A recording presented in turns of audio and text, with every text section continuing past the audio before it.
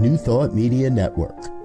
We are a global broadcast network of positive music, media, and entertainment, inspiring humanity's evolution along the journey of enlightenment.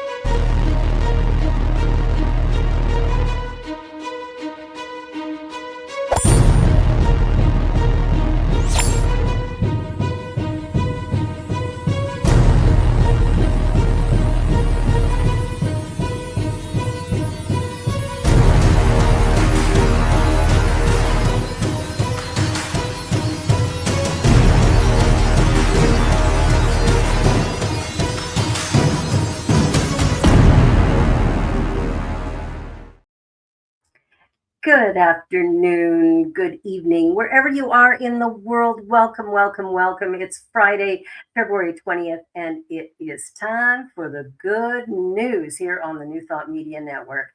And I'm excited to bring you some interesting stories and some kind of surprising ones too. All right, let's get started with a Minnesota tow truck driver who returns abandoned vehicles to families after ICE arrests. Yes. It was only a few months ago that Juan Leon became the proud owner of Minnesota's newest tow truck service. Not long after, he began to get calls about abandoned vehicles and realized there was a pattern. Whether it was parked on the side of the street or in a lot of a business, their owners were just gone. In most, if not all cases, he would learn they had been arrested by ICE during its Operation Metro Storm. Whether one supports the efforts of the agency to deport illegal immigrants, it left behind a big footprint, a four-wheeled one, and Leon realized he had the opportunity to make a difference in his community. Working sometimes alone and sometimes at the request of family members, Leo's Towing has been returning suspect cars to their families at no cost for 4 months now. Seeing there was a need for someone to help out, help clear the streets, and get the people back their vehicles, so we stepped up and started doing it, Leon told CBS, which manages an affiliate in Minnesota. Working alongside observers, Leon has spent weeks arriving at the scene of an earlier arrest in order to bring the car back to any family or person or friends the person might have. Families reach out to us, Leon said, and if the family isn't reaching out, we'll find a way to get inside the vehicle and we'll bring it back to their house and put it in a safe spot. It costs hundreds of thousands of dollars to insure a working hydraulic vehicle like a tow truck, which is why towing costs so much. But Leon says he can take the hit because of money he receives through private donations coming from all over the country for his compassionate work, which he added has rapidly crowded out his previous schedule. Wow, good for you, Leon. That is marvelous work and so necessary after what has happened. All right, moving on to the next story. From 10% to 45%, cardiac survival rates surge in Texas City that is empowering citizens to save lives. Over the past 2 years, the city of McKinney, Texas, has significantly improved cardiac arrest survival rates through a coordinated effort between its fire and police departments and now its citizens. 2 years ago, if your heart stopped in McKinney, your chances of survival were just 10%, the same as many U.S. cities. Today, that survival rate has skyrocketed to 47%. That is a big jump, thanks to an unprecedented partnership between the McKinney Fire Department and McKinney Police Department. Officials say the program is modeled in part after practices used in Seattle, and so far McKinney's success rate has risen way above the national average of 30% and closing in on Seattle's leading survival rate of 50%. The city, 30 miles north of Dallas, is now expanding that life-saving work to residents by placing automated external defibrillators directly into neighborhoods with the goal of reducing response time citywide. Wow, that is a brilliant, brilliant thing, because oftentimes the first sign of heart disease is death. But if you've got people who can work that defibrillator or do some compressions, we could save a life. Okay, one more story before our break. Brits travel to the town called Lover to send Valentine's Day cards from world's most romantic post office.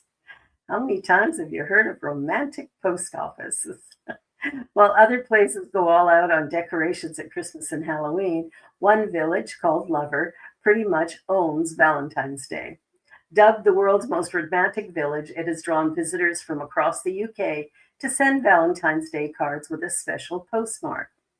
Thousands of cards are sent from Lover every February to recipients across the world, with the romantically stamped postmark reaching hearts on every continent, even Antarctica. Traveling all the way from Surrey to the Wiltshire hamlet, Lindy Knox stayed in town just long enough to purchase a postcard, have it stamped, and mail it to a loved one in Denmark. I saw it on Instagram and I couldn't make it last year, so said the 54-year-old. So I thought I would come here and send a card to my pen pal friend in Denmark. The fact that they celebrate Valentine's Day being called Lover is fantastic. Residents take the annual celebration very seriously, decorating their houses and businesses with red and pink hearts. The annual postal rush used to be run from the village post office, but it got so big that 10 years ago, residents formed the Lover Community Trust, and volunteers have helped send more than 10,000 love letters. Wow. Check out that postmark. That's pretty cool. I love it. On that note, let us take a short little break. You're watching And Now the Good News here on the New Thought Media Network, and we'll be back in just a minute.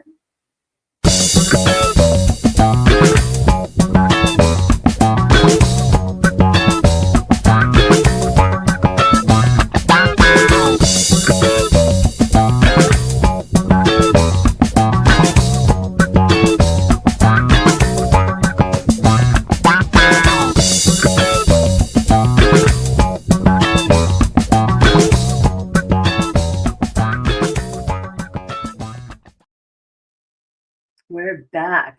All right, our next story. Talk about the way things happen. A woman whose prosthetic leg swept out to sea is thrilled it's been found 10 months later. These prosthetics can be very expensive, so losing one would not be great.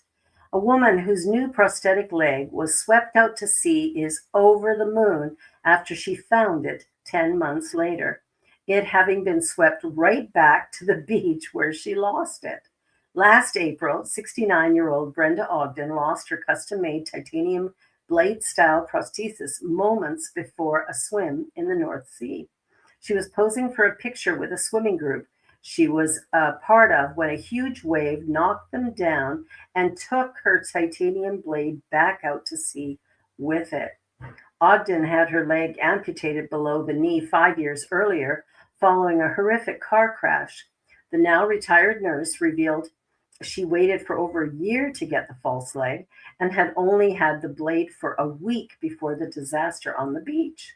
The leg was specially made to allow me to access water easily, Ogden told England's Southwest news source. I had never swum in the sea before that day, and it was on my bucket list to do so. The prosthesis had cost her over $2,000, and her swimming group rallied around their member to look for it. Yet a search on the sand that lasted the whole day yielded nothing, and Ogden returned home distraught. She had been an avid runner and began to warm to the idea of swimming as a way of restarting physical activity following the crash. I depend on the leg to be able to do water sports, she said, and added that she packed in that idea after the loss. 10 months later, 38-year-old Elizabeth Forbes was walking along a beach in Hornsey, East Yorkshire, looking for fossils. Something caught her eye. Not a fossil, but maybe a gas cylinder, she thought. I saw an unusual looking strange shape from the corner of my eye when I was walking. I was curious about what it was, so I walked over, and there it was, trapped on top of some fallen rocks. She then posted a picture of her strange find on a Facebook group called Holderness Coast Fossils.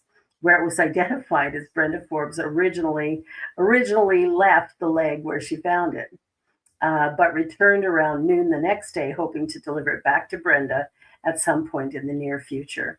I have a feeling Brenda thought she might never see the leg again, so I was chuffed to have found it for her and to deliver it back. Ogden described herself as being over the moon after hearing it was found. Well, I'll bet, especially if you got to wait another year for another one. Holy moly. All righty. So this story, a passing angel rescues a woman and her 8 months pregnant from her sinking car. A woman some 8 months pregnant was a total stranger, has a total stranger to thank for her life and that of her baby. When she was driving down I-95 in Martin County, Shedley Apollon remembered feeling dizzy. It was her 29th birthday. She was probably in a good mood, but biology and fate had a wicked gift in store for her.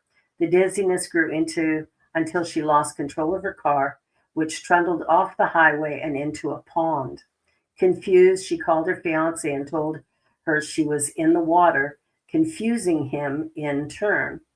WPBF reports that the phone went dead at that moment, just when water began seeping in through the holes under the pedals and the car began to tilt forward into the brown water.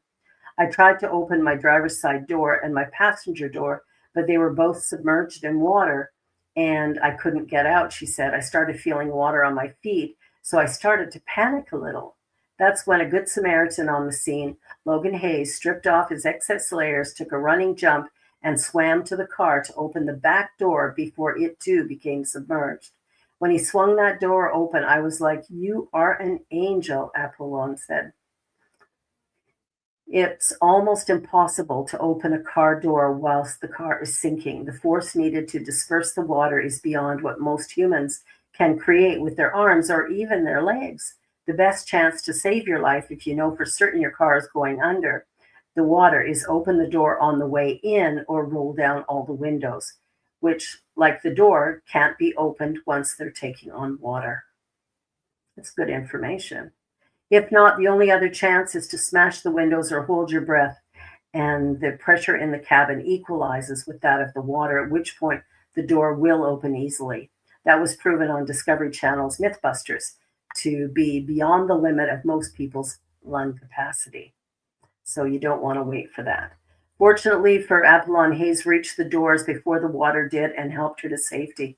Paramedics arrived and rushed her to the hospital, where it was determined the stress of her near-death experience called for an emergency C-section.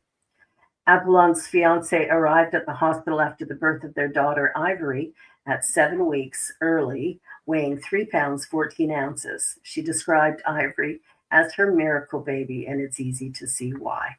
He said he was just happy to be at the right place at the right time.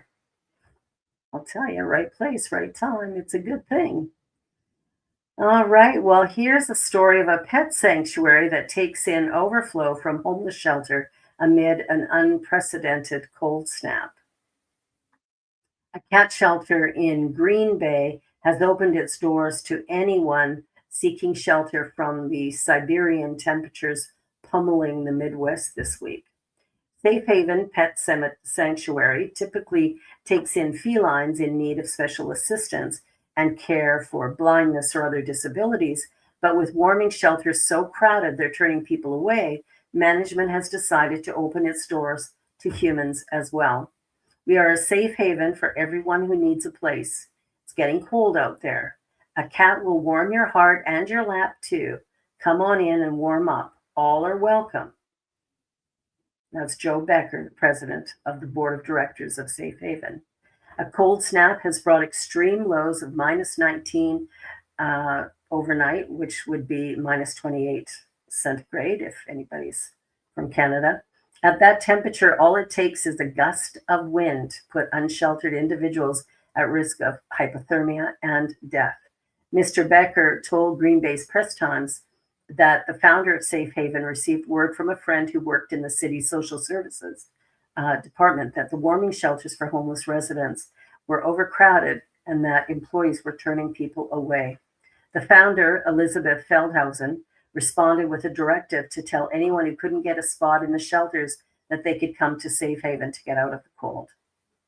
A 501c3 Safe Haven relies on community support in more than one way, but a local pastor and her husband have redoubled their generosity by offering to stay overnight at the sanctuary in order to supervise the arrivals.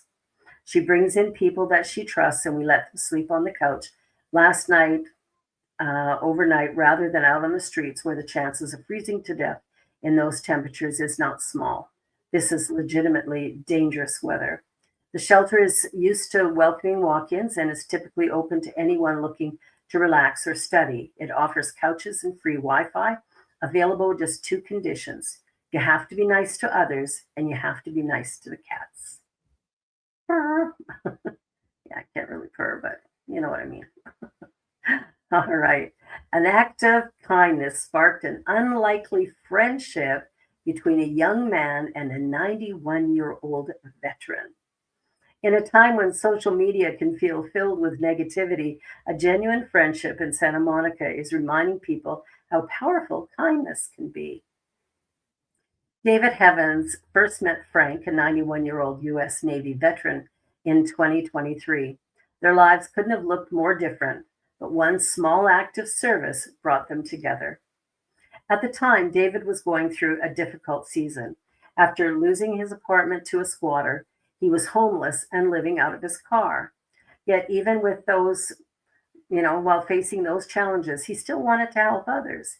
He posted on a neighborhood app offering to volunteer 2 hours of his time to anyone in need around Santa Monica.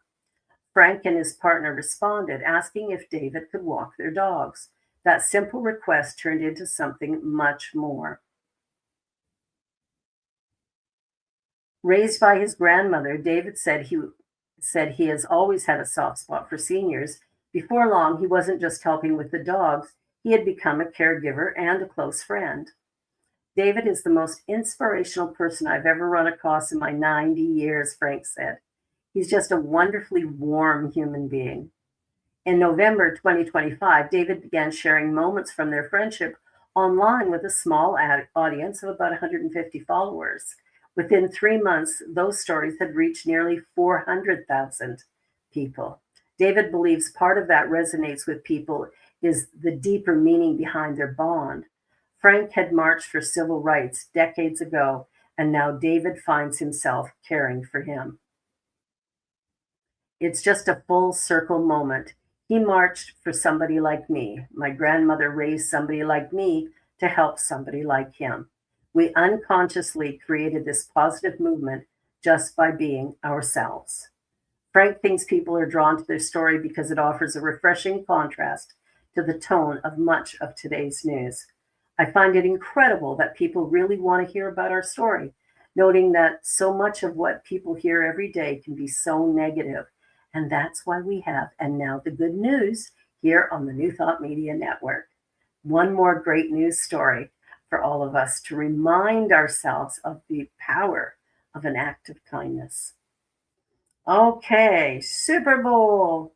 How a viral Super Bowl encounter made two Detroit Lions fans' dreams come true. A simple conversation at the Super Bowl turns into something unforgettable for two devoted Detroit Lions fans, and the heartwarming moment is now inspiring people far beyond the stadium.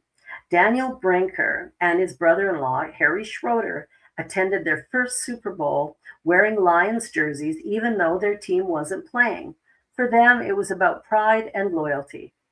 After we decided on Saturday that we were going, he went to his room to grab his Detroit Lions shirt and said, "We're going to represent Detroit."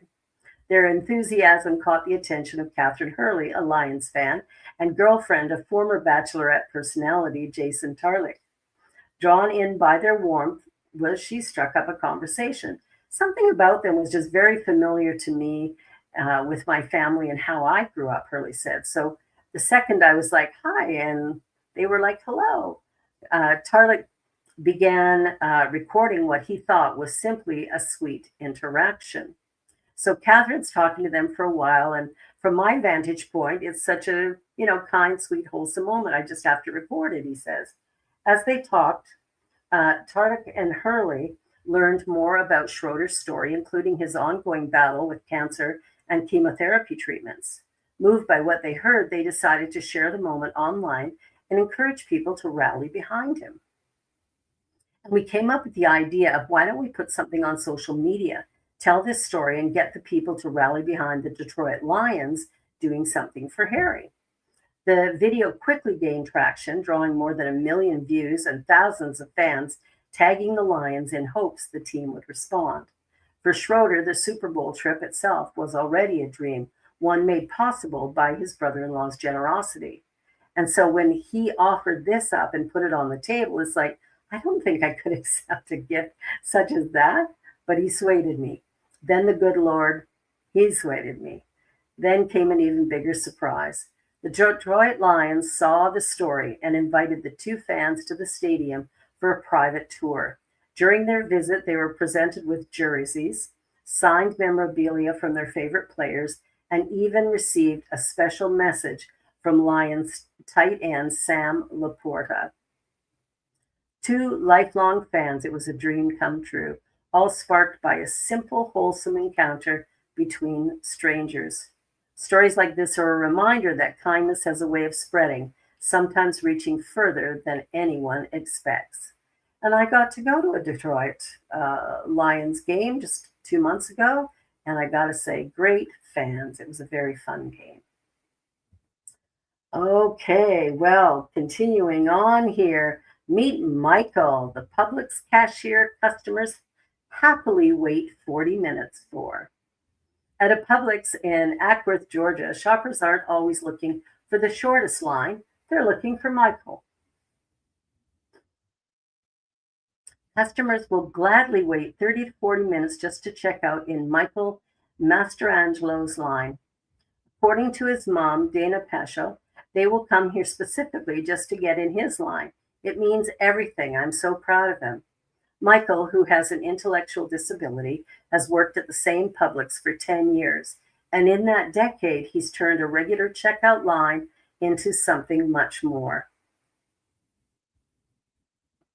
I like ringing people up and seeing people every day, Michael said. I'm just so happy to be here every day to work. As soon as some shoppers walk through the doors, they scan the lanes not for speed, but for a smile. As soon as I walk in the door, I look for it, one customer shared. And if he's here, it just changes everything. Store manager Courtney McGinnis says she can't train what Michael brings to the store each day. His positivity that he comes in with every day, it makes working and shopping here enjoyable. He's always smiling. He's always interacting. But Michael isn't just brightening people's days. He's also making a major impact. He has been part of Special Olympics since he was 7 or 8 years old, and this year he set a personal fundraising goal right at his register. Between scanning groceries and counting change, he invited customers to donate. Then he did something remarkable. I can't believe I did $31,603 by myself at my register, Michael says. My personal goal is crazy, and I did that in 6 days. In less than a week, he raised more than $31,000, more than some districts in the region, according to McGinnis. Customers weren't just giving money, they were showing up for him. He's my buddy, one shopper said. He is one of the few people I trust. McGinnis says what makes Michael special is simple and powerful. He genuinely cares. Him being so generous or genuine, he truly cares about every single person he comes in contact with. Whether it's a child, it's an adult, he genuinely cares about everyone. And that goes both ways. Customers attend his basketball games and cheer him on from the stands. For his mom, seeing the community rallying around her son is overwhelming in the best way. Oh, that's a beautiful story. I love that. We need to have more happy people working around us and, in the stores and stuff. I love getting really good cashiers, people who want to smile and chat. All right. Well, here's a first grade teacher doing some amazing things for her kids. In Kelsey, Washington, a group of first graders got a surprise they'll never forget. Before winter break, students at Wallace Elementary School were given a simple art assignment: design a winter hat using colored stripes. They could pick any colors they wanted and even decide whether to include a puffball on top. What the children didn't know was that their drawings were about to become real. Teacher Ashley Lowry teamed up with her aunt, Amy Lefebvre, to turn the designs into actual wearable hats. After seeing a similar idea online, Lefebvre thought the middle of winter would be a great project and got to work sewing each one by hand. I did realize 22 hats was going to take as long as it did, but we managed. Some of them were very creative in their colors, and they all turned out very unique. The designs were as imaginative as you might expect from a room full of first graders. Rainbow patterns, repeating stripes, bold color combinations, and even one all-white hat with no puffball at all. The big reveal came after recess. Following a reading of the year of the book Extra Yarn, one by one, the children opened their desk and discovered hats that looked exactly like the ones they'd drawn.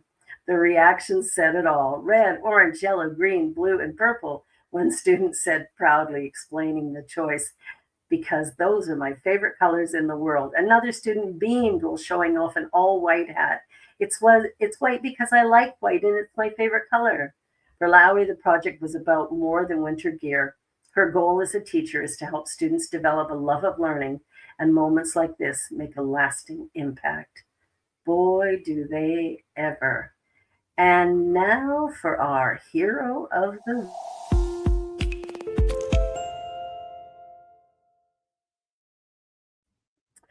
Well, this little cat showed up looking like a hairless cat. Last summer, a tiny kitten came running up a driveway in desperate need of help. Today, he's almost unrecognizable. Lucy, the cat's owner, recently shared the remarkable before and after photos of her rescue cat, Cosmo, and the transformation has stunned everyone who sees it. Cosmo first appeared at Lucy's home at the end of June last year. He was only about 8 or 9 weeks old and roughly weighed 2 pounds. He was also suffering from a severe case of ringworm, so severe that Lucy says their veterinarian had never seen anything like it. Cosmo has come such a long way. It still blows my mind looking back at these older pictures of him, Lucy shared. He came running up our driveway end of June of last year, 8 or 9 weeks old, 2 pounds, and the worst case of ringworm that the vet had ever seen. At first glance, Cosmo's condition was so extreme that he almost looked like a hairless breed, similar to a Sphynx cat. But that wasn't the case at all. Beneath the illness was a tuxedo cat waiting to shine.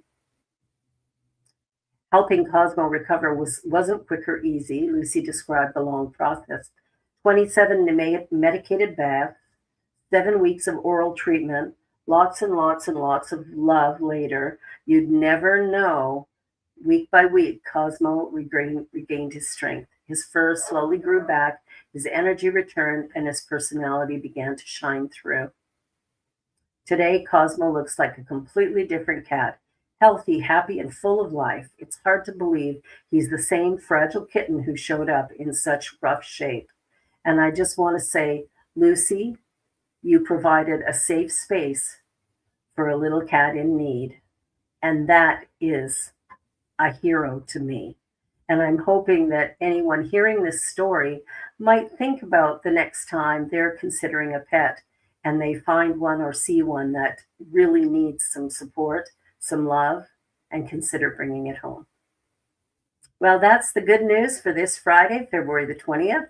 I'm so glad you could join tonight, and I look forward to seeing you again next week when we bring more good news. Be sure to like, share, and subscribe, and consider a donation to the New Thought Media Network, allowing this programming to continue in remarkable ways. You're the best. Thank you so much for watching. Bye for now.